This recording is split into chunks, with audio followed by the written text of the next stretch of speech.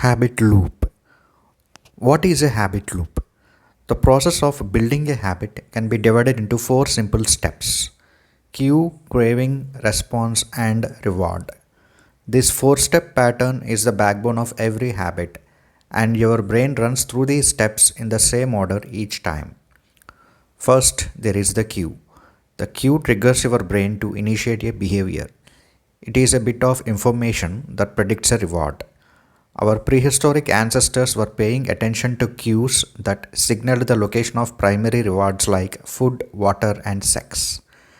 Today, we spend most of our time learning cues that predict secondary rewards like money and fame, power and status, praise and approval, love and friendship, or a sense of personal satisfaction. Because the cue is the first indication that we are close to a reward, it naturally leads to a craving. Cravings are the second step, and they are the motivational force behind every habit. Without some level of motivation or desire, without craving a change, we have no reason to act. What you crave is not the habit itself, but the change in state it delivers. You do not crave smoking a cigarette, you crave the feeling of relief it provides. You are not motivated by brushing your teeth, but rather by the feeling of a clean mouth.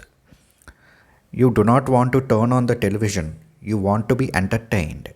Every craving is linked to a desire to change your internal state. The third step is the response. The response is the actual habit you perform, which can take the form of a thought or an action. Whether a response occurs depends on how motivated you are and how much friction is associated with the behavior. If a particular action requires more physical or mental effort than you are willing to expend, then you won't do it. Your response also depends on your ability. It sounds simple, but a habit can occur only if you are capable of doing it. If you want to dunk a basketball but can't jump high enough to reach the hoop, well, you're out of luck. Finally, the response delivers a reward. Rewards are the end goal of every habit. The cue is about noticing the reward. The craving is about wanting the reward.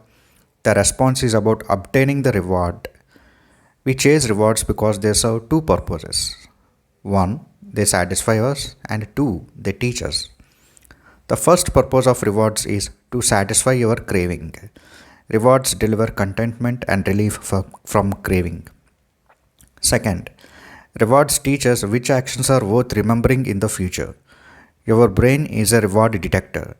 As you go about your life, your sensory nervous system is continuously monitoring which actions satisfy your desires and deliver pleasure. Feelings of pleasure and disappointment are part of the feedback mechanism that helps your brain distinguish useful actions from useless ones. Rewards close the feedback loop and complete the habit cycle. If a behavior is insufficient in any of the four stages, it will not become a habit. Eliminate the cue and your habit will never start. Reduce the craving and you won't experience enough motivation to act. Make the behavior difficult and you won't be able to do it. And if the reward fails to satisfy your desire, then you will have no reason to do it again in the future. Without the first three steps, a behavior will not occur. Without all four, a behavior will not be repeated. In summary, the cue triggers a craving, which motivates a response, which provides a reward, which satisfies the craving and ultimately becomes associated with the cue. Together, these four steps form a neurological feedback loop: cue, craving, response, reward, cue, craving, response, reward, that ultimately allows you to create automatic habits. This cycle is known as the habit loop. We can split these four steps into two phases: the problem phase and the solution phase. The problem phase includes the cue and the craving, and it is when you realize that something needs to change. The solution phase includes the response and the reward, and it is when you take action and achieve the change you desire. All behavior is driven by the desire to solve a problem. Sometimes the problem is that you notice something good and you want to obtain it. Sometimes the problem is that you are experiencing pain and you want to relieve it. Either way, the purpose of every habit is to solve the problems you face. Example: problem phase. Cue: you smell a pani puri shop as you walk down the street near your office. Craving: you begin to crave a pani puri. Solution phase. Response. You buy a pani puri and eat it. Reward. You satisfy your craving to eat a pani puri.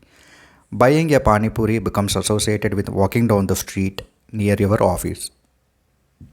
For the sake of practicality, the four stages of cue, craving, response, and reward are transformed into a framework that we can use to design good habits and eliminate bad ones.